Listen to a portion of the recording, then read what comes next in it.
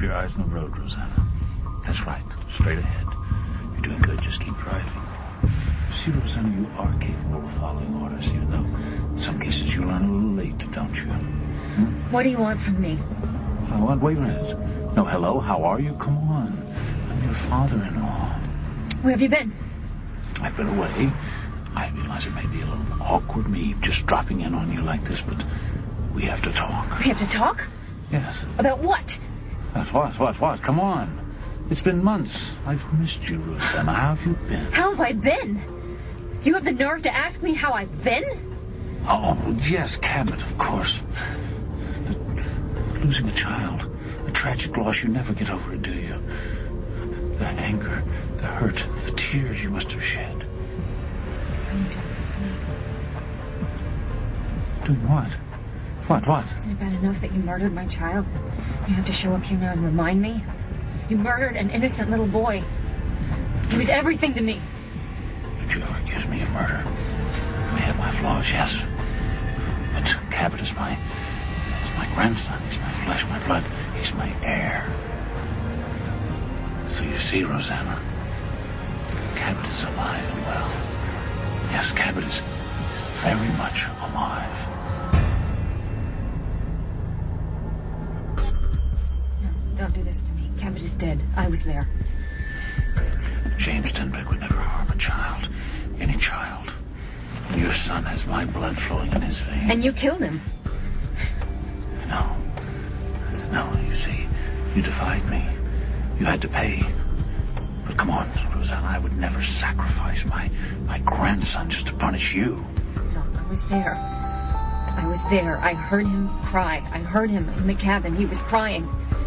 And Paul tried to save him, but he couldn't. No. Paul saved you instead, which gave me just enough time to rescue Cabot.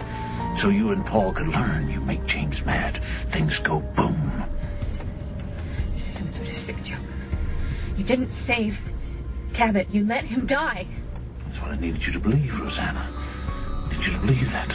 Because you and I had a deal. We had a deal that you would be a wife to Cabot's father. You'd be a wife to Jordan. But you let Paul persuade you that he could keep you safe and keep Cabot safe. But Paul failed. And so you had to lose your son. You and Barbara working together. Is this some sort of team effort in order to torture me over the worst event of my life? Barbara's been very much alone. So did you hear a little cry today when you were at Fairwinds? Did you? Yes. That was you? Yeah, it's my doing. It was Cabot's voice. Why? I have a plan, Rosanna. You now know what it's like to lose Cabot, and you've had a taste. What it'd be like to have him back again. And you can have him back again, but I need a favor from you. You want me to do you a favor? Yes, just one little favor. What favor? Free Barbara Ryan.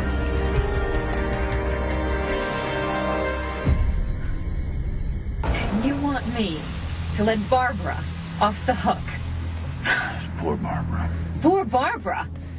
Poor Barbara laced Emily's tea with some drug to hypnotize her into terrorizing me. Look, the specifics of her supposed crimes are of no interest to me. You just get the charges dropped, Rosanna. Oh, yeah? Why should I? Because Barbara's been loyal. And loyalty must be rewarded. What the hell are you doing? Wait. Huh? What are you doing? I'm taking you to the police station. You deserve to be locked up more than Barbara. Yes, Cabot. Cabot used to cry day and night. Mama, where's my mama? There's nothing I could do to console him. For weeks he cried. Mama, but then finally, I'd walk into the room and his little face would light up. And he'd run and he'd jump in my arms and say, Grandpop. Oh, you should have seen this little boy. You should see the way he's grown, Rosanna. He's brilliant. There's nothing that Cabot can't do, and there's nothing that Cabot wouldn't do for his grandpa. Oh, I wish you could see him, but I don't know if he would recognize you. Or you him. What is happening? It is happening. Because you see, you have a chance now for a reunion. A reunion with your child. See, all you have to do is... There's an officer behind us.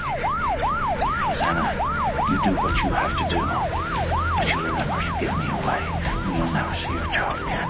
You'll never know if he's dead or alive. And there are things worse than death, Rosanna. Hi. How can I help you, officer? Detective Hughes asked us to watch for you, Mrs. Cabot. Seems your husband was expecting you some time ago. Yes, he was. I got tied up picking up a few things. I'll call him and let him know that I'm okay. You sure everything's all right? You look a little rattled. Well, you would be too if you had a house full of teenagers waiting at home.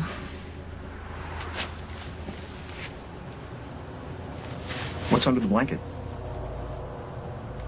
40 pounds of melting ice. My husband's little brother is having a party for a thundering horde of his closest friends back at our house, and if they're forced to drink warm soda, I'm going to have a full-scale rebellion on my hands.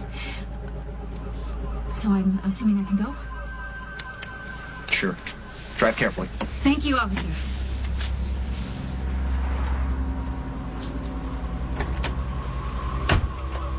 Is it safe?